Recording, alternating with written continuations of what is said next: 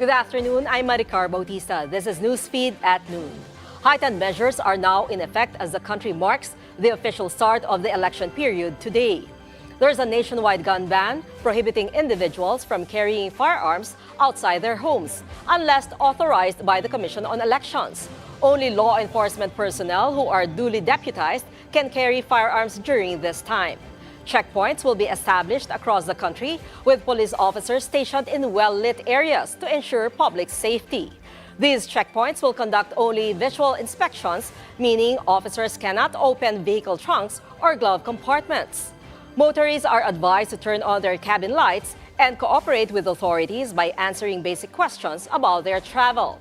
Authorities urge everyone to remain calm and compliant as they navigate these security measures during this critical period. Meantime, in an exclusive interview with Billionario News Channel's On Point, Comelec Chairman George Erwin Garcia pointed to the printing and verification of 71 million ballots as one of the main challenges faced by the poll body. Baka po akala ng iba, ganun kadali ang printing of the ballots. We have to check, counter-check in each and every ballot. We have to verify manually the ballots, whether it's properly cut, whether yung color ay eksakto ba yung color na gusto natin, na base nakalagay sa ating pong natatanggapin ng ating mga makina. Yung mga pangalan ng mga kandidato, tama ba? Tama ba spelling? Tama ba yung nakalagay na mga pangalan or yung mismo mga political parties nila? And at the same time, sa manual verification, titingnan din, baka may mga blot, may mga blemishes or whatever yung mga balota natin, o yung timing mark sa gilid. Tama ba? Eksakto ba yan? And then later on, there will be verification by the machine. Each and every ballot that will be printed will be verified by the machine. Isipin niyo po 71 million ballots. The 71 million ballots will be one by one verified manually and electronic and machine by the machine. So masyado pong mahaba and complicated. The Comelec, Philippine National Police, and the Armed Forces have released the list of areas of concern for the 2025 elections. 38 areas fall under the red category, characterized by incidents of violence in previous elections, intense political rivalry, the presence of private armed groups, and serious threats from terrorists. However, Comelec assures the public that the classification will not disrupt business activities in these areas. Francis Polve reports. Ahead of the start of the election period, the PNP has activated its Elections Monitoring Action Center nationwide to ensure real-time reporting of election-related incidents. Simultaneously, the Commission on Elections has released its classification of election areas of concern. There are 4 classifications for areas of concern. Green for areas with no history of violence or disruptions. Yellow for areas with a history of an election-related violence.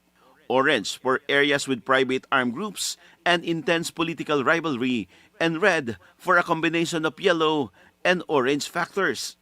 Out of 1,642 areas nationwide, 403 require closer monitoring due to their classification under yellow, orange, or red categories. According to Comelec Chairman George Erwin Garcia, 1,239 areas are classified under the green category. 188 areas are under the yellow category, while 177 areas fall under the orange category. And 38 areas, primarily in the Bangsamoro Autonomous Region in Muslim Mindanao or BARM, are classified as red. Comelec clarified that the list of areas of concern is not meant to alarm residents or discourage businesses. It's more directed sa amin, hindi sa mga tao.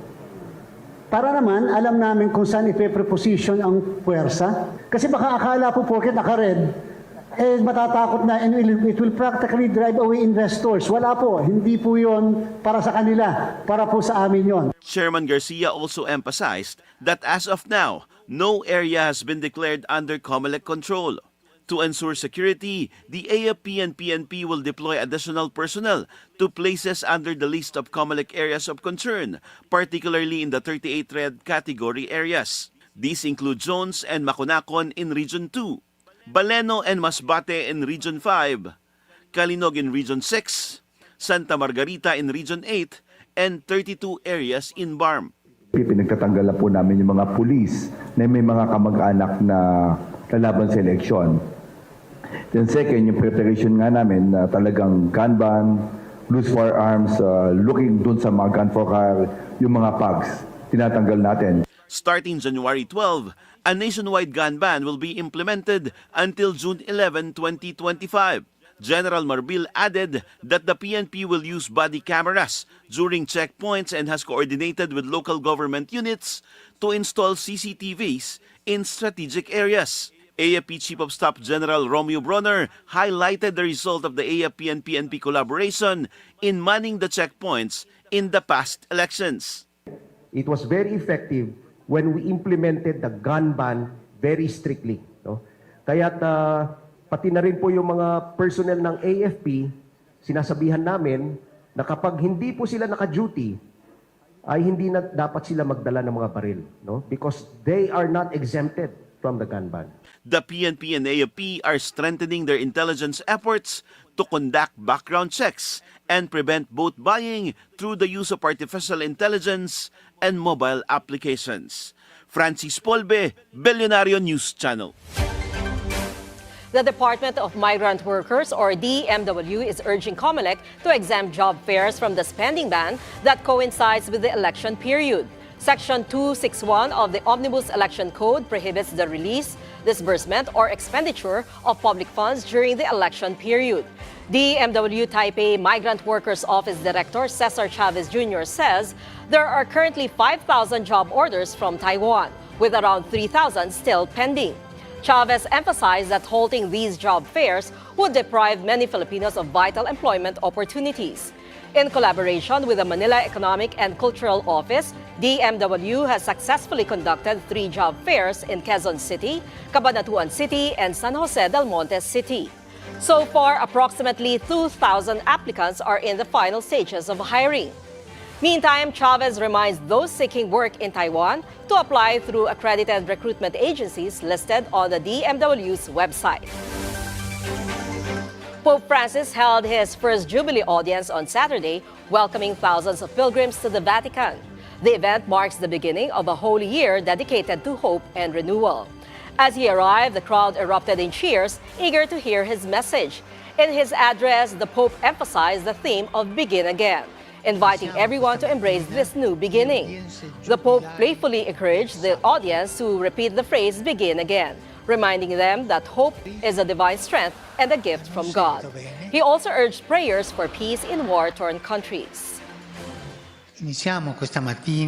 Dear brothers, dear sisters, let's pray for peace. Let's never forget that war is defeat, always. Let's pray for the countries at war. May peace come. Sisters, brothers, begin again. That is the word, begin again. Receive the earth anew like the first time. Let's put this in our heads and say it all together. Begin again. Let's say together. I don't hear well. I'm a bit deaf. I don't hear well. Here, don't forget this. Begin again. This Jubilee will continue until January 6, 2026, offering a chance for spiritual renewal for all who participate. And those are the news at this hour. I'm Maricar Bautista. We'll be back at 2 p.m. with more updates. Stay tuned to Billionario News Channel on Free TV Channel 31, Channel 24 on Cignal, Channel 74 on Converge, and on our website, bnc.ph. Thanks for watching.